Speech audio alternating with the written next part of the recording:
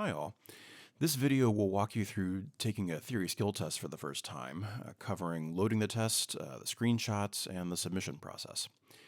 There are over 40 different skill modules that cover everything from note naming and key signatures to mode mixture and secondary dominance. All of these skills can be practiced with more feedback in the skill practice launcher. You can refer to the video introducing that tool. Your completed skill test is then submitted via a Google form to your instructor for easy grading. The first time you select the Theory Skill Testing Launcher, the toolkit will ask you for two things.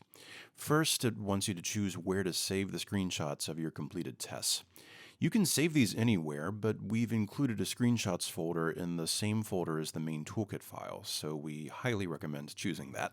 You'll next be asked to enter your theory course's section number. Like your name and the screenshot location, you only need to select this once. Please be careful to enter the correct number because this determines which teacher gets your skill test results. If you're using the toolkit to do your own testing practice outside of a class, you can put a 0 for your section. This will take you to a general response page instead of the submission form at the end of the test. To take a skill test, we need to load one using the menus at the top of the launcher. Begin by choosing one of the modules, which are organized by general topic. Then choose a test module in the next menu. Depending on the module, this may then ask you to select one or two more subcategories in the extra pull-down menus, like for clef type or test format. Another way of choosing a test is to choose the test list by module menu. This shows all of the different test types across all modules. Clicking one of these will fill that info into the loading menus at the top, but if there are test subtypes like different clefs or major versus minor, you'll need to choose those using the menus before the test will load. Before generating a new test, you'll need to choose whether you're taking a mastery or one-shot test. As the name implies, the one-shot test only allows one response per example, meaning your final score may be less than 15 out of 15.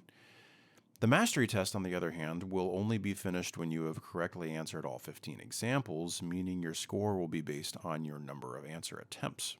Once you've chosen your test type, click the Generate button to create the 15 examples and start the timer. You can't change the test type or stop the timer once the test starts, but you can hide the timer if you'd rather not see the constant reminder of your elapsed time. I've chosen a mastery test, so note that I can fix an error by changing the note name and reselecting the accidental to submit a new answer. As soon as you finish the test, the toolkit will open a Google form in your default web browser. This will have all of your test info already loaded into the form, so please don't change anything. If you do, it may result in your test being logged as invalid. The one thing you need to do before submitting the form is to upload your screenshot.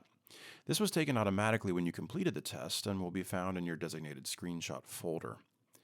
If you reach a point where you have a lot of screenshots in your screenshot folder, you can highlight the most recently completed test screenshot by clicking the Show Screenshot button. This can make it easier to drag and drop your screenshot into the form.